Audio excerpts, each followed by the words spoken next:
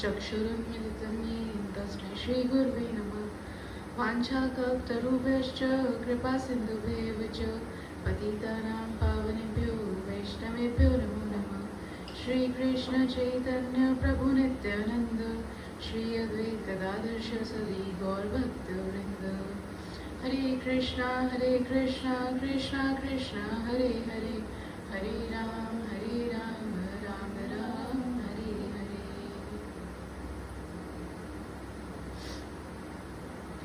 निताय गुणमणि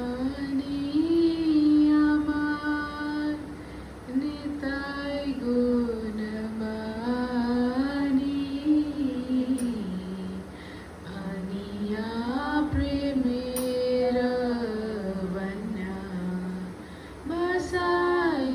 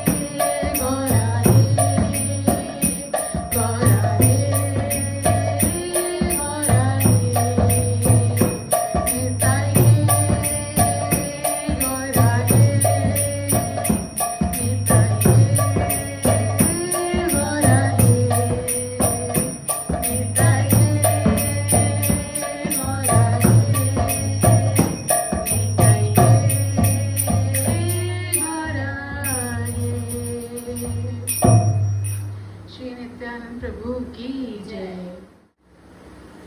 जब कृष्ण अघासुर का वध करके वापस आए और ये पूरी ब्रह्म में मोहन जो लीला हुई, उसके पश्चात कृष्ण और उनके जो सखा हैं बलराम जी हैं, वे अब पौगंड अवस्था में प्रवेश कर चुके हैं। पौगंड अवस्था यानी कि 6 वर्ष से लेकर के 10 वर्ष तक की आयु। अब जब वो बड़े हो गए हैं तो जो सभी जो बड़े ग्वाला हैं वो कह रहे हैं कि कृष्ण और उनके सखाओं को अब गैया चराने को दे सकते हैं। उन्होंने प्रैक्टिस कर लिया बछड़ों के ऊपर, बहुत अच्छा किया। अब क्योंकि वो थोड़े से बड़े हो रहे हैं, बल भी उनका बढ़ रहा है, बुद्धि भी विकसित हो रही है, तो अब हम उनको गैया चराने को दे सकते हैं। तो कृष्ण बलराम अपने सभी सखाओं के साथ अब गैया चराना आरंभ करते हैं। गैयाओं को लेकर के जाते हैं और इतनी सुंदर गैया, सुसज्जित गैया, ऐसी ही नहीं, बड़े ही सुंदर से सारी गोपियों ने, माताओं ने गैया के ऊपर चिन्ह, हाथ के चिन्ह लगाए, हल्दी में अपने हाथ लेकर के उसके चिन्ह बना रखे हैं। जो गैया हैं वो सुसज्जित है, उनके ऊपर सुंदर वस्त्र भी हैं। ऐसे बड़ी ही सुंदर गैया और बड़े ही सुंदर ग्वाला अब वन की ओर प्रस्थान करते हैं और गैयाओं को लेकर के जाते हैं। पहले तो जब कृष्ण बलराम जाते थे अपने सखाओं के साथ तो वे ज्यादा दूर तक नहीं जाते थे, ज्यादा अंदर तक नहीं जाते थे, ज्यादा एक्सप्लोर नहीं करते थे, थोड़ा पास पास ही रहते थे क्योंकि वे छोटे थे और उनके साथ में बछड़े थे। अब वे बड़े हो रहे हैं और गैयाओं को लेकर के जाते हैं तो वे और दूर दूर तक भ्रमण करते हैं और दूर दूर तक नए नए वन तक जाते हैं, नई नई जगहों पर जाते हैं और दूर वाले वन में जाते हैं और वहां पे रमण करते हैं, वहां एक्सप्लोर करते हैं कि देखो यहाँ क्या नया, यहाँ क्या नया। ऐसे ही जब कृष्ण बलराम अपने सखाओं के साथ चल रहे हैं तो यहाँ पे क्या आया कि सखाओं ने बलराम और माधव को आगे कर दिया। श्लोक में शब्द आया माधव। माधव का क्या अर्थ है? बड़े सुंदर सुंदर बड़े सारे अर्थ हैं माधव के, जिसमें से एक अर्थ है माधव का लक्ष्मीपति। माधव जो सखा है वो कृष्ण को माधव कह करके संबोधित कर रहे हैं, उसका अर्थ है लक्ष्मीपति। माधव का एक अर्थ है वसंत ऋतु, कि जब कृष्ण ब्रज में आए तो जैसे वसंत ऋतु में सारे वन, सारे वृक्ष इतने सुंदर हो जाते हैं, फलों से फूलों से लद जाते हैं, बड़ी ही सुंदर वातावरण होता है, ना अत्यधिक गर्मी होती है ना अत्यधिक ठंड होती है, बड़ा ही सुंदर वसंत ऋतु होता है। तो कृष्ण के आने से व्रज में बिल्कुल ऐसा ही हो गया कि सारे वृक्ष फलों से लद गए, भंवरे गुंजार करते रहते हैं, सब समय गुंजार करते रहते हैं, पक्षी बोलते रहते हैं, हिरन मोर नाचते रहते हैं। तो इसलिए उनका एक नाम माधव। और माधव क्यों? एक और इसका अर्थ कि कृष्ण बड़ी ही सुंदर सुंदर, इतनी मीठी मीठी लीलाएं करते हैं, बिल्कुल मधु के समान, इतनी सुंदर लीलाएं करते हैं कि सबको, सबका मन एकदम मोह लेते हैं, सबका मन एकदम मोह लेते हैं और आनंद प्रदान करते हैं। इसलिए उनका एक और इसका अर्थ माधव। तो कृष्ण और बलराम को सखाओं ने आगे रखा और फिर सखा और फिर गैया पीछे। अगर कभी किसी ने देखा हो किसी ग्वाला को गैया चराते हुए कभी किसी गांव में या कुछ, तो गैया हमेशा आगे होती है और ग्वाला पीछे होता है। ग्वाला पीछे होता है और वो आवाज निकालते कि हा हा करके या फिर उसको डंडा दिखा दिखा के गैया को, और पीछे से थोड़ा सा ऐसे धक्का दे दे करके रास्ता दिखाते हैं। परंतु यहाँ क्या हो रहा है कि आगे आगे कृष्ण बलराम, फिर सखा और फिर पीछे गैया, कि गैया भी कैसी कि बस जहां जहां हमारे प्रभु चलेंगे, जहां जहां कृष्ण बलराम चलेंगे, हम भी वहीं वहीं उनको कुछ और डायरेक्शन देने की जरूरत ही नहीं पड़ती, उनको एक्स्ट्रा एफर्ट्स देने की जरूरत ही नहीं पड़ती। जहां वे अपने आप चलते हैं, गैया अपने आप पीछे पीछे पीछे पीछे आने लगती हैं। कृष्ण ने देखा, आज नई जगह एक्सप्लोर करने जा रहे हैं। कृष्ण ने देखा कि उनकी दृष्टि गई एक वन के ऊपर कि कितना सुंदर वन है, ये कितना सुंदर है। यहाँ पे से तो बड़े बड़े सुंदर सुंदर फूल वो दिखाई देते हैं, उनके ऊपर इतने भंवरे गुंजार कर रहे हैं, पक्षी कितना बोल रहे हैं, यहाँ पशुओं की ध्वनि आ रही है, और वहाँ सरोवर है, और जब पवन चल रही है तो वो सरोवर में से उस जल को लेकर के हाँ वो आ रही है, जिससे कि शरीर को ठंडक पहुंच रही है। और वहां पे 100 पंखुड़ी वाला कमल का फूल है, 100 पेटल्स वाला, जिसकी सुगंधी उस हवा के साथ आ रही है। यहाँ पे ये जो वन है, कृष्ण के 5 सेंसेस पूरे, मतलब उनको 5 सेंसेस की सेवा करके उनको अपनी ओर आकर्षित कर रहा है, कि मानो ये वन भी कह रहा है कि कृष्ण बलराम आप आइए, आप आइए। कैसे? जब हवा चल रही है, और वो बड़ी ही सुंदर हवा चल रही है, जो कि सरोवर का जल लेकर के आ रही है, जो एकदम कूलर का काम कर रहा है, तो वो कृष्ण बलराम के इस किप पे, जिसको कहते हैं टच सेंस, उसके ऊपर उनको उनकी सेवा कर रही है, आनंद प्रदान कर रही है। क्यों? उन्हें मीठी मीठी लग रही है वो हवा, वो ठंडा ठंडा लग रहा है। और जब उस कमल के सुगंधी आती है तो कृष्ण बलराम उसको सूंघते हैं, और वो उनकी नासिका, एक सेंस, नोज सेंस से उनको उनकी सेवा करते हैं। और वहां पे पक्षी और पशु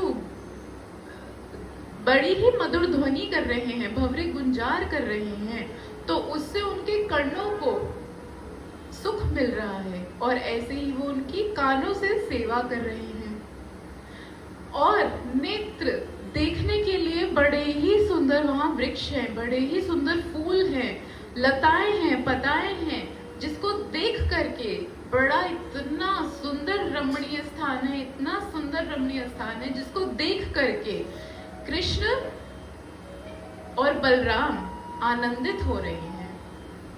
ऐसे उनके सारे सेंसेस को ये वन जो है ये सेवा कर रहा है।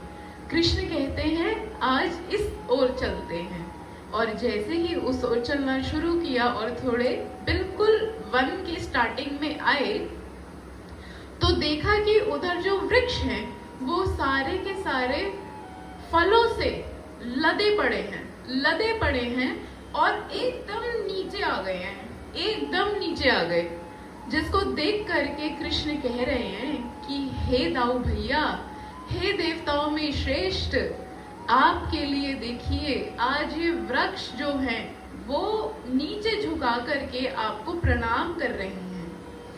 आज आपने अपना चिन्ह इस भूमि पर रख करके, अपने चरण चिन्हों को इस भूमि पर छोड़ करके इसको बिल्कुल ही इसको सौभाग्यशाली कर दिया है। आप इस पर आज चल रहे हैं, इस कारण ये जो भूमि है ये एकदम शुद्ध हो गई है, और ये जो वृक्ष है आपकी पूजा कर रहे हैं, आपके चरणों में प्रणाम कर रहे हैं, बिल्कुल नीचे झुकाए हैं।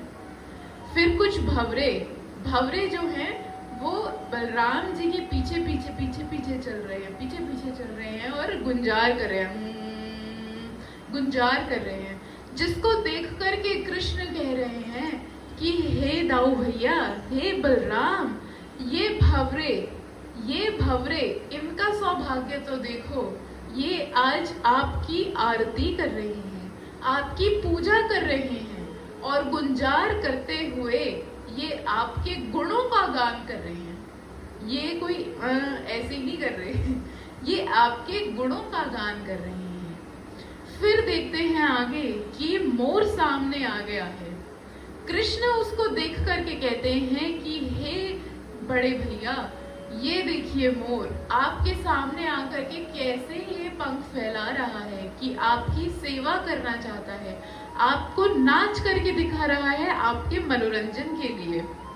हिरनी आ गई इतने में, और हिरनी ऐसे देख रही है तो कृष्ण कह रहे हैं कि दाऊ भैया, हिरनी ये भी आपके स्वागत के लिए आ गई है, ये भी आपके स्वागत के लिए आ गई है। और जिस प्रकार आपकी गोपियां आपको देख करके आनंद प्रदान करती हैं, उसी प्रकार ये हिरनियां गोपियों के भांति आपको आज निहार रही हैं। समस्त पशु पक्षी उस वन में आ गए और कृष्ण कह रहे हैं कि हे बलराम, ये तो बड़ा ही सुंदर वन है, यहाँ पे तो समस्त पशु पक्षी आपके स्वागत के लिए खड़े हैं और आपको अंदर निमंत्रित कर रहे हैं।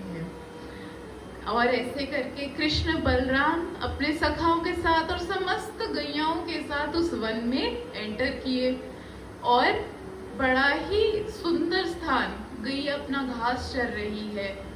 जो सखा हैं उन्होंने खेलना प्रारंभ कर दिया है, और खेलते खेलते जब बलराम जी थोड़ा थक जाएं तो बलराम क्या करें, एक सखा को ऐसे बिठा करके उसकी गोद में सर रखते हैं, उसकी गोद का तकिया बनाते हैं, उस पे सर रखते हैं और विश्राम करते हैं। और जब वे विश्राम कर रहे हैं तो कृष्ण स्वयं आकर के बलराम जी के चरणों को दबा रहे हैं, उनकी सेवा कर रहे हैं। कोई सखा आकर के बलराम जी के हाथ दबा रहा है, उसकी सेवा कर रहे हैं।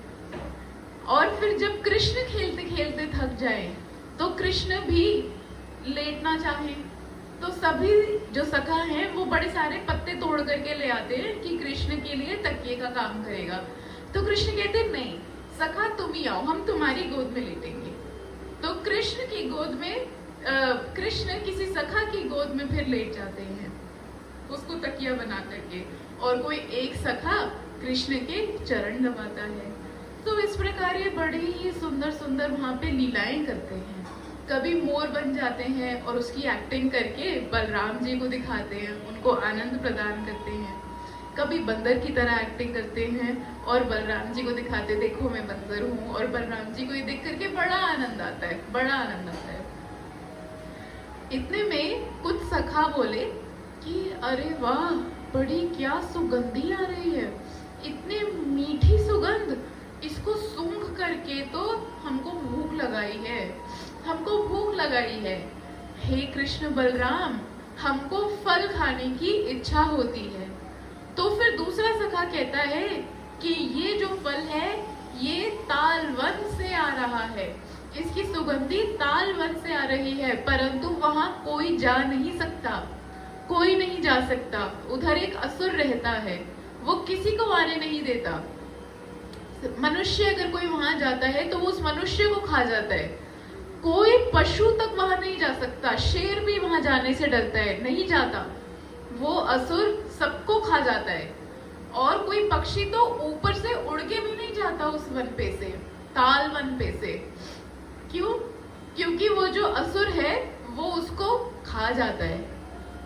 हरिवंश पुराण में ताल वन का थोड़ा सा डिस्क्रिप्शन आया, वहां लिखा है कि ये जो तालवन है ये बहुत ही सुंदर है, बहुत ही सुंदर है। यहाँ के फल बड़े सुंदर, यहाँ की जो मिट्टी है वो काली काली है और एकदम मुलायम है, एक भी कंकड़ नहीं है, एक भी कंकड़ नहीं है।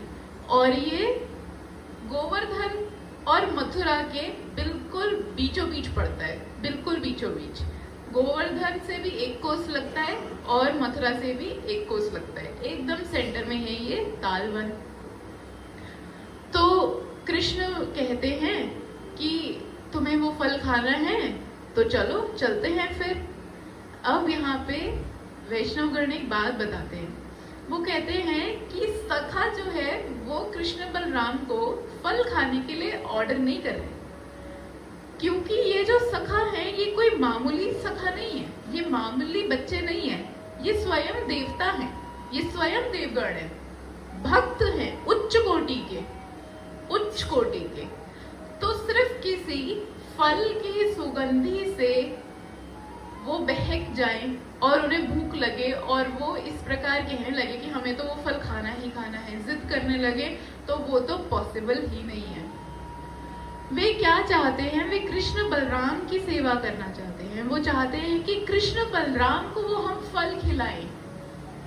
परंतु अगर हमने डायरेक्ट बोला कि कृष्ण तुमको ये खाना है, तो वो एक बार के लिए फिर भी मना कर दे। परंतु अगर हम ऐसे कहेंगे कि हमको खाना है, तो तब फिर कृष्ण बलराम कभी मना नहीं करेंगे, कभी मना नहीं करेंगे। अपने भक्तों के लिए कभी मना नहीं, खुद के लिए वो एक बार तब भी कहते कि अरे छोड़ो, परंतु अपने भक्तों के लिए कभी नहीं। फिर तो आगे से आगे अभी तक हमने जितनी कथाएं सुनी, सब में कुछ ना कुछ ऐसा था कि भगवान अपने भक्तों के लिए एकदम उसी क्षण वहां पे प्रस्तुत होते हैं। तो अब ये कृष्ण बलराम जो हैं चले तालवन की ओर अपने समस्त सखाओं के साथ। सखा बड़े खुश, अरे वाह, आज तो हम नए वन में जाएंगे और वहां का फल खाएंगे। पहुंचे उस वन में पहुंचे तो बलराम जी ने देखा कि ये ताल के वृक्ष हैं और जो फल है इतनी ऊपर लगे हुए हैं, इतनी ऊंचाई पर है, कैसे इनको तोड़े। दाऊ भैया ने वृक्ष पकड़ा और उसको केवल ऐसे हिलाया।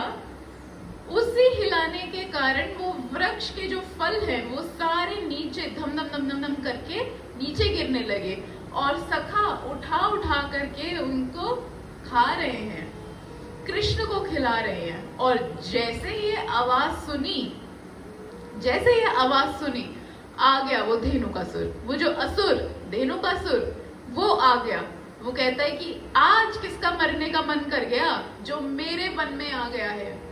ये जो धेनुकासुर था ना, इसने पूरे वन पे कब्जा करके रखा हुआ था, किसी को ना आने देता, किसी को भी नहीं। और कौन था? कंस का ही संगी था। ऐसे मान रखा था इसने कि ये मेरा है, ये मेरा वन है, यहाँ पे और कोई नहीं आ सकता। और ऐसा सोच करके उसने वो वन का वातावरण प्रदूषित सा कर रखा था। बलराम जी को देखा उसने दूर से कि इसने मेरे वृक्षों को छुआ, इसने मेरे फलों को छुआ, और इतने क्रोध में वो धेनुकासुर भागा आया, फुल स्पीड में भागा आया। ये विशाल का, ऐसे छोटा मोटा गधा नहीं था, ये पूरा विशाल शरीर इसका गधे का आया, भागा आया। और जैसे ही बलराम जी यहाँ खड़े हैं, उनके पास आते ही फुल स्पीड में भागा आ रहा है और एकदम से यूटर्न ले लिया। क्यों? ये गधे पिछले पैरों से प्रहार करते हैं ना। तो वो बलराम यहाँ खड़े हैं और ये गधा भागा आ रहा है और यहाँ पहुंचते ही एकदम से घूम गया और घूमते ही अपने पिछले 2 पैरों को उठा करके बलराम जी के वक्ष स्थल पे उसने प्रहार किया, जिसके कारण बलराम जी को कुछ भी नहीं हुआ। बलराम जी को क्या होगा? वे तो स्वयं अनंत शेष है, अनंत शेष, जो कि पूरे ब्रह्मांड को अपने सिर पे धारण किए हुए हैं। और जब सिर पे धारण किया है तो पूरा ब्रह्मांड उनको ऐसा लगता है कि मानो सरसों के तिल के, जो सरसों का दाना होता है, उसके बराबर हो। बस इतना सा ही वजन लगता है। कृष्ण ने जब अपना वजन इतना बढ़ा लिया था कि मैया नहीं उठा पा रही थी, तब भी बलराम जी ने उनका भार संभाला हुआ था। इतना भार संभाल करके रखते हैं अनंत शेष, जिसके सामने वो कुछ भी नहीं है। उनके सामने ये भार कुछ भी नहीं है, केवल एक सरसों के दाने के समान है, केवल एक सरसों के दाने के समान। तो ये जो अनंत शेष, ये क्या करते हैं? पूरे ब्रह्मांड को उठा करके रखते हैं और मुख से ठाकुर जी का वर्णन करते हैं, उनकी लीलाओं का गुणगान करते रहते हैं, उनकी लीलाओं का गुणगान करते रहते हैं। ऐसे बलराम जी पर इस धेनुकासुर ने प्रहार किया तो उन्हें तो कुछ भी नहीं हुआ, कुछ भी नहीं हुआ। इतने बलशाली हैं, उन्हें क्या होगा? कुछ भी नहीं हुआ। तो फिर अब बलराम जी को आया, अच्छा मुझे मारता है, अपनी टांगों से मेरे ऊपर प्रहार करता है, तुझे तो मैं अभी बताता हूँ। ये धेनुकासुर फिर आया फुल स्पीड में आया और आते आया और फिर से यूटर्न फिर यूटर्न लिया इसने और अब ज्यों ही प्रहार करने लगा बलराम जी के वक्ष स्थल पे, तो बलराम जी ने तो इसके पिछले पैरों को ही पकड़ लिया। दाऊ भैया ने इसके पिछले पैरों को पकड़ लिया और यूं घुमाया घुमाया घुमाया घुमाया, घुमाते गए घुमाते गए घुमाते गए घुमाते गए, तब तक घुमाते गए जब तक घुमाते घुमाते इसके प्राण नहीं छूट गए। बोलो श्री दाऊ भैया की, श्री बलराम जी की जय। इसको ऐसे घुमाया मानो जैसे कोई बच्चा एक पत्थर को रस्सी से बांध करके मजे में बैठा बैठा यूं घुमाता रहता है। ऐसे दाऊ भैया जो है इस धेनुकासुर को घुमा घुमा करके इसका वध कर दिया। और वध करते ही उस मृत शरीर को, जो वहां का सबसे ऊंचा ताल का वृक्ष था, उसके चोटी पर देकर के मारा, उसके चोटी पर देकर के मारा। और असुर के वजन के कारण, जो ताल का वृक्ष होता है ना, ये नारियल के पेड़ की तरह होता है, ऐसे फ्लेक्सिबल भी होता है कि ऐसे ऐसे झूलता रहता है, ऊंचे ऊंचे होते हैं और ऐसे ऐसे फ्लेक्सिबल से होते रहते हैं। तो उसके वजन के कारण वो वृक्ष पूरा झुकाया, और तो जो ही झुका, अब क्योंकि वो असुर का वजन इतना था उसके ऊपर, वो वृक्ष टूट गया और उसके प्रेशर से दूसरा वृक्ष टूट गया, फिर तीसरा वृक्ष टूट गया, ऐसे लाइन लग गई और सारे फल नीचे नीचे नीचे गिरे जा रहे हैं। और ये ध्वनि सुन करके अब वो जो धेनुकासुर के फ्रेंड्स थे वो भी आ गए, वो भी उसी की तरह गधे थे, बल्कि वैष्णव जंतु कहते हैं कि वो तो उससे भी बड़े गधे थे। धेनुकासुर बहुत बड़ा गधा तो था ही, परंतु जो उसके सखा थे, उसके जो फ्रेंड्स थे, उसके बच्चे और उसके दोस्त मित्र, वो भी असुर, और वो इससे भी बड़े गधे। क्यों? क्योंकि जब अरे सामने देख लिया है कि एक छोटे से बालक ने हमारे लीडर को नहीं छोड़ा, लीडर को सिर्फ घुमा करके मार दिया, तो कोई उसके पास जाए तो वो तो वही बात होगी ना, आ बैल मुझे मार, या फिर यहाँ पे तो ये बोलेंगे कि आ बलराम मुझे मार या ये तो यही बात हो गई कि अरे जब तुमने देख लिया कि तुम्हारे लीडर को उस छोटे से बालक ने कैसे मार दिया, तो उसके सामने जाकर के क्षमा मांगनी चाहिए, या फिर और जाना चाहिए कि अरे हम आए तो हुए ना उससे बड़े गधे। अब जैसे ये पूरी टोली आ रही है गधों की, तो बलराम जी ने और कृष्ण ने, दोनों ने मिल करके गधों को आधे बलराम जी ने संभाले, आधे कृष्ण ने संभाले, पकड़ पकड़ के उनकी पिछली टांगों से नहीं है घुमाए जाए, कोई यहाँ फेंके, कोई वहां फेंके, कोई इस वृक्ष पे, कोई उस वृक्ष पे, कोई कहीं, ऐसे बिल्कुल लाइन लगा दी। वहाँ पे गधे ऊपर ऐसे वृक्षों पे जाके पड़े हुए हैं, कोई उधर पड़े, कोई उधर पड़ा, गधों की लाइन लगी हुई है वृक्ष के ऊपर। बिल्कुल दृश्य अगर कोई ऊपर से देखे तो दृश्य बिल्कुल ऐसा लग रहा था जैसे आकाश में बादल नहीं आ जाते ऐसे बहुत सारे, बिल्कुल ऐसे लग रहा था अगर कोई ऊपर से देखेगा तो। लाइन लग गई, वहां पे वृक्ष के ऊपर गधे पड़े हैं। और जब ये हुआ तो जो उनके सखा थे वो तो जय कृष्ण जय बलराम, जय कृष्ण जय बलराम, जय जयकार देने लगे। बोलो श्री कृष्ण बलराम की जय। ऐसे जय जयकार देने लगे, बड़े प्रसन्न हुए, नाचने लगे और खूब जय जयकार देने लगे और कहते कि क्या क्या बात है, क्या मारा है आज तो आनंद ही आ गया। ऐसे कह करके सखा कृष्ण और बलराम को प्रोत्साहित कर रहे हैं और कि वाह क्या बात है। देखो हमारे आचार्यगण यहाँ पर क्या सिखलाते हैं कि ये धेनुकासुर कौन है ये धेनुकासुर? ये हमारे हृदय में भी एक ऐसा धेनुकासुर होता है। ये प्रतीक है सेल्फिशनेस का, कि जैसे हम कभी कभी ऐसे हो जाते हैं कि ये सब कुछ मेरा, मैं कर रहा हूँ, मैंने किया, ये मेरा है, ये व्यक्ति मेरा है, ये घर मेरा है, ये मैंने किया है। तो ये किस प्रकार है? ये कह रहे हैं कि मानो तालवन बड़ी ही सुंदर, बड़ी ही रमणीय जगह, परंतु उसमें धेनुकासुर आ गया जो प्रतीक है सेल्फिशनेस का। और उसके सखा भी आ गए और सारा वातावरण प्रदूषित कर दिया।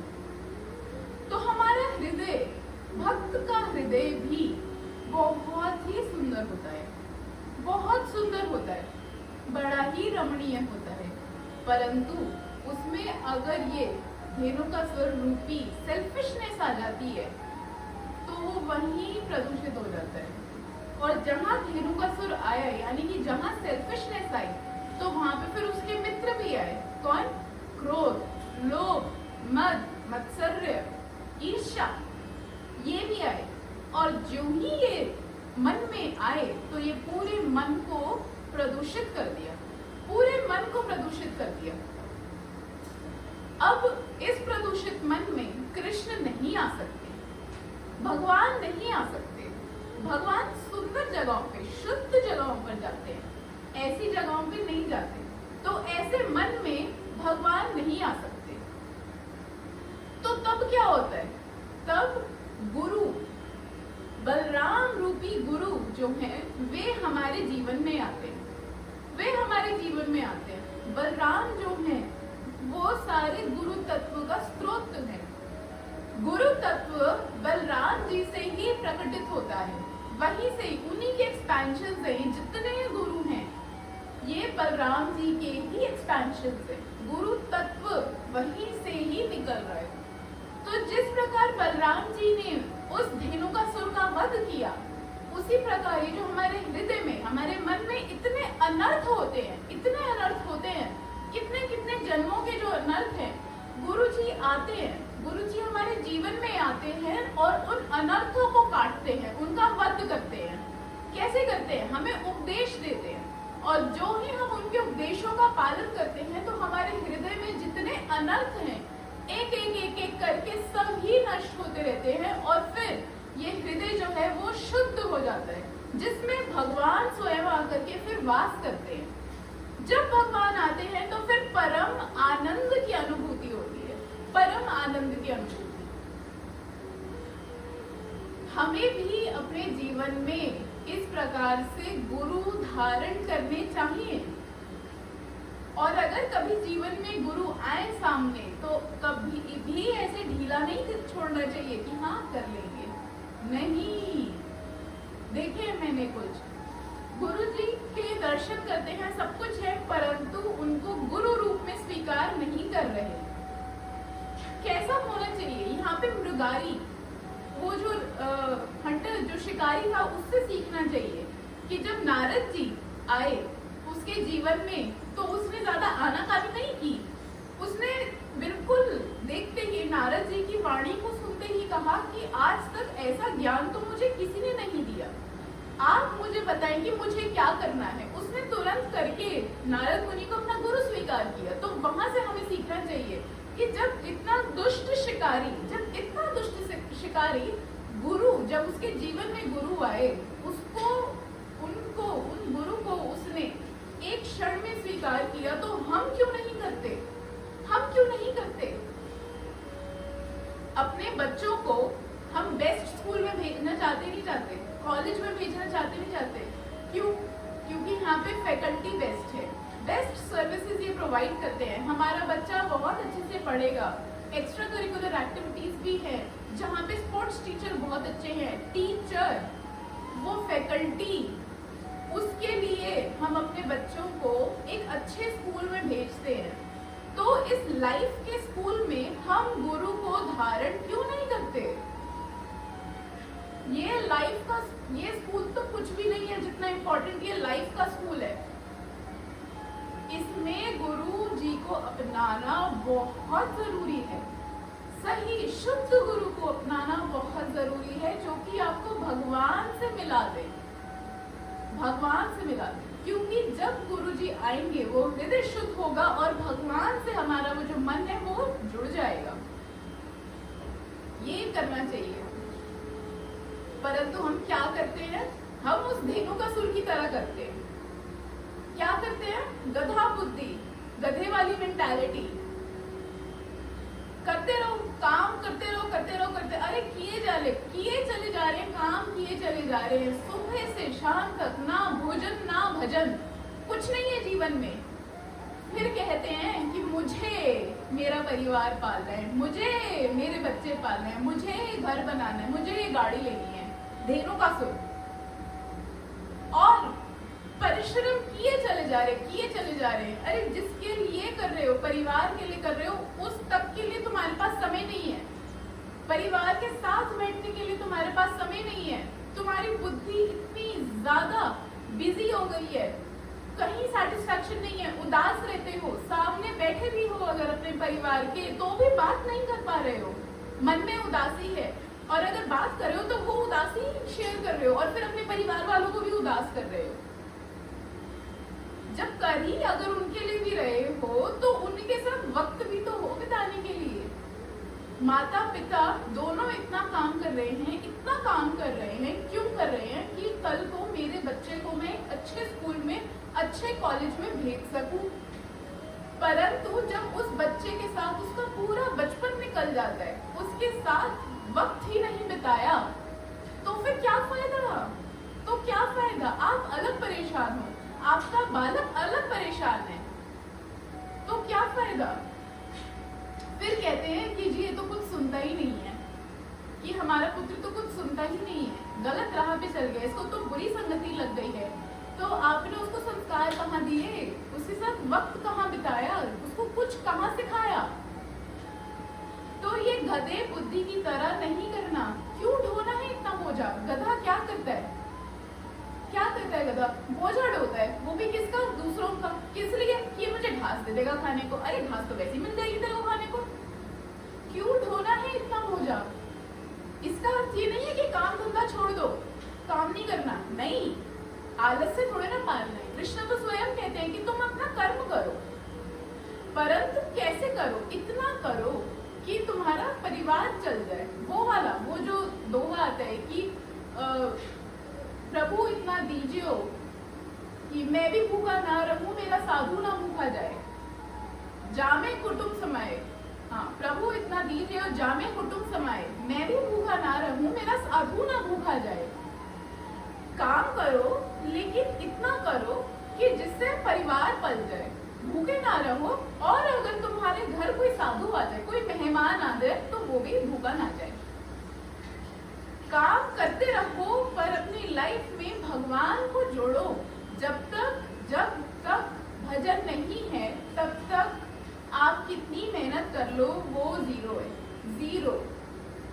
मेट्रो में जाते हैं धक्के खाते हुए, इतना रश, घर से निकले 2 घंटा तो ऑफिस पहुंचने के लिए लगा है, 2 घंटा पहुंचने के लिए लगा, 2 घंटा वापसी आने के लिए लगेगा। सारा समय तो ऐसे ही निकल गया। क्यों कर रहे हो? क्यों? लक्ष्य क्या है? कभी सोचा लक्ष्य क्या है? करो, काम करो, लेकिन बैलेंस के साथ होना चाहिए कि हाँ, काम भी हो रहा है और भगवान का भजन भी हो रहा है। तब देखना, एक बार इसको ट्राई करके देखो, तब देखना कितना सुख मिलेगा, कितना सुख मिलेगा। हम भी काम करते हैं, लेकिन काम के साथ साथ भजन भी करते हैं। भजन बिना सब जीरो है, सब जीरो। कितना काम कर लो, सब जीरो। तो यहाँ से तो यही शिक्षा मिलती है कि धेनु का सुर की तरह मति को नहीं रखना, मेंटालिटी वो गधे वाली नहीं रखनी, और अपने जीवन में भगवान का नाम करना है, गुरु को धारण करना है, जो हमको भगवान से जोड़ सके, जिसके द्वारा फिर हम भगवान की सेवा कर सके। हरे कृष्णा। वाञ्छाकल्पतरुभ्यश्च कृपा सिन्धुभ्येव च पतितानां पावनेभ्यो वैष्णवेभ्यो नमो नमः। जय जय राधा रमण हरि बोल। जय जय राधा रमण हरि बोल। जय जय राधा रमण हरि बोल। जय जय राधा रमण हरि बोल। जय जय राधा रमण हरि बोल। जय जय राधा रमण हरि बोल।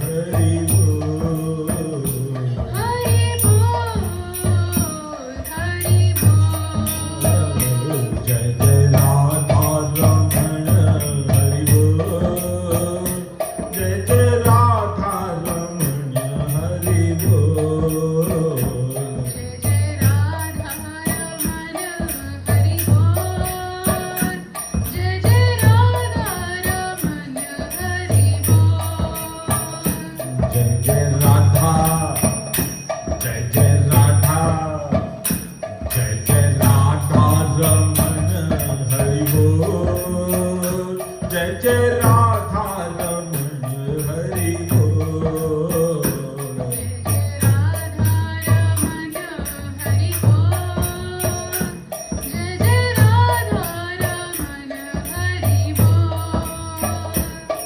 मकेश्वरी क्रियेश्वरी त्वेतेश्वरी शूरेश्वरी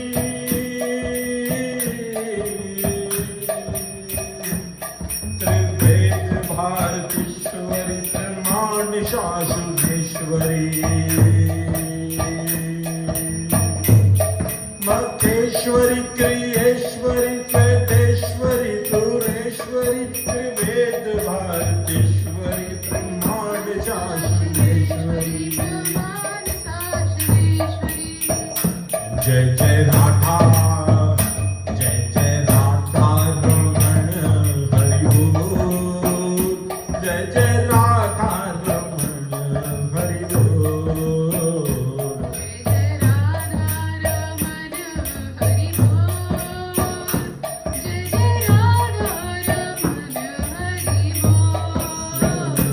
जय जय राधा जय जय राधा जय जय राधा रमण हरि बोल।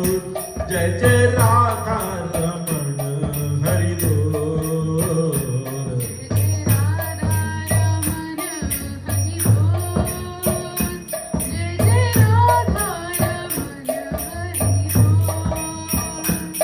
रमेश्वरी सोमेश्वरी प्रमोद कानेश्वरी प्रजेश्वरी प्रजाधिपेश्वरी राधिके नमस्तुते राधिके नमस्तुते श्री राधिके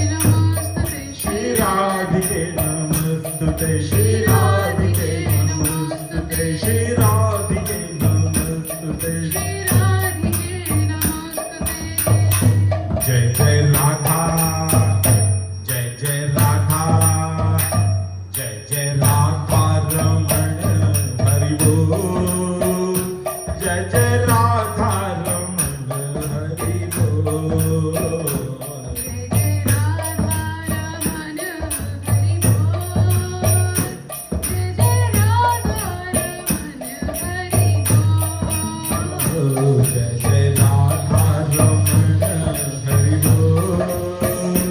जय जय राधा रमण हरि बोल।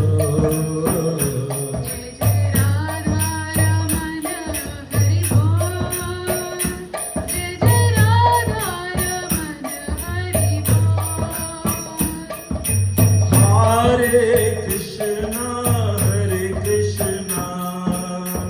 कृष्णा कृष्णा हरे हरे हरे राम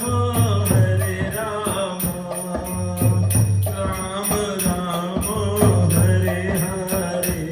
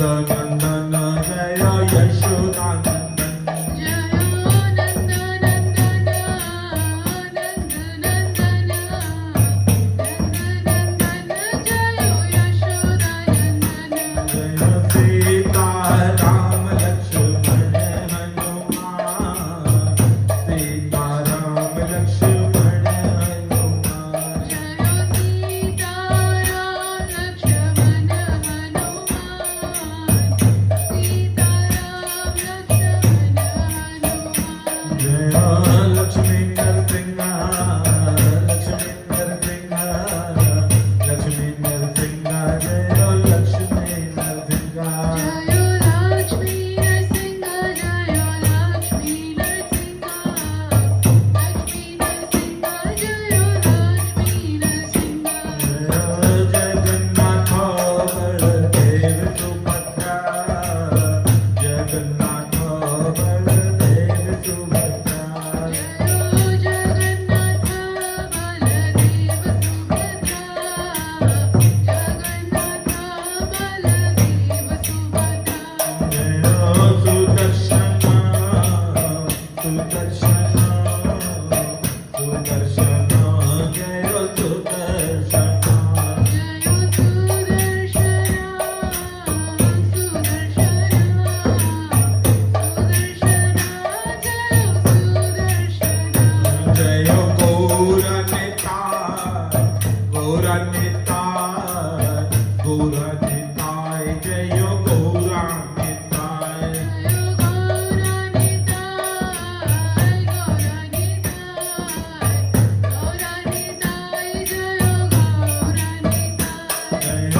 गुरुदेवा गुरुदेवा गुरुदेवाय श्री गुरुदेवाय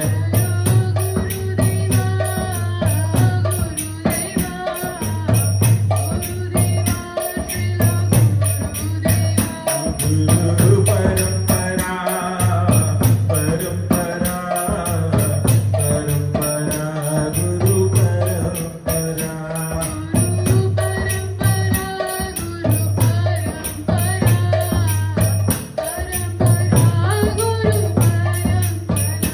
ठाकुर भक्ति विनोद भक्ति विनोद भक्ति विनोद ठाकुर भक्ति विनोद ठाकुर भक्ति विनोद भक्ति विनोद भक्ति विनोद ठाकुर भक्ति विनोद यो धर्म हरिनाम संकीर्तन की निताई गौर प्रेमानंदे हरि हरि बोल हरि हरि बोल हरि हरि बोल। आज के आनंद की जय, कार्तिक मास की जय, कार्तिक मास पालन करने वाले सभी भक्त वृंद की जय, महाप्रसाद की जय। जय जय श्री राधे, जय जय श्री राधे, जय जय श्री राधे श्याम।